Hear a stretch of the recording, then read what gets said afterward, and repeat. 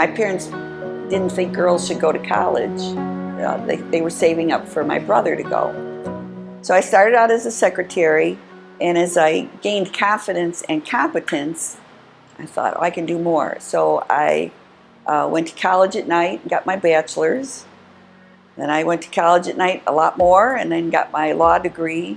It was very hard to be raising kids, working full-time, and going to college at night. So, I mean, I owe all that to my husband, who has been very supportive. So I started out in litigation, and then one day David Whitaker called me up and said, I want you to come work with me.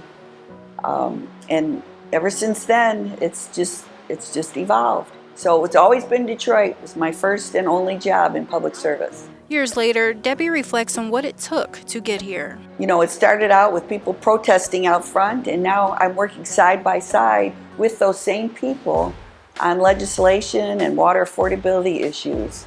So that's been the major change. The people who were against us, we're now arm in arm with them. So now we're at the stage where we are talking about those same issues nationally. Our programs, our director's leadership are a national topic.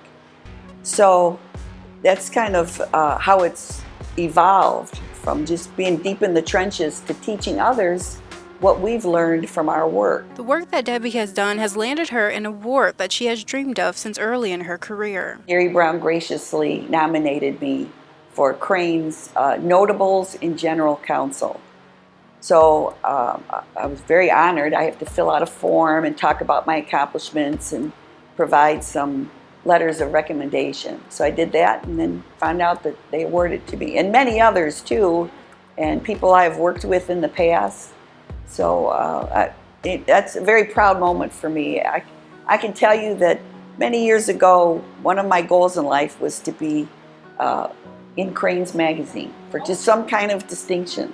Now, I didn't think it could happen, but it was really on my mind for many, many years. And outside of work, Debbie says she works just as hard. My garden and my grandson, those are the two big things. I love gardening.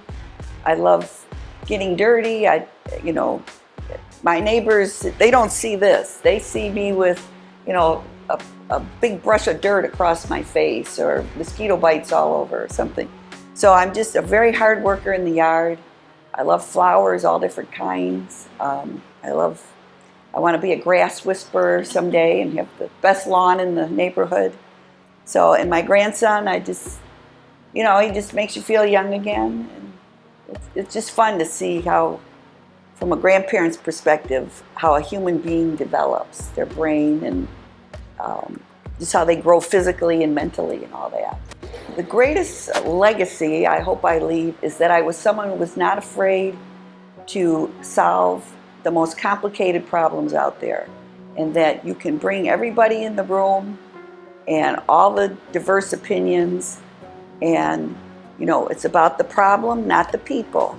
And with love, give each other criticisms, your comments, your viewpoints, and come together and solve a problem for good. And I hope that people have learned from my example, and they will continue to do the same thing. That's very, very important to me.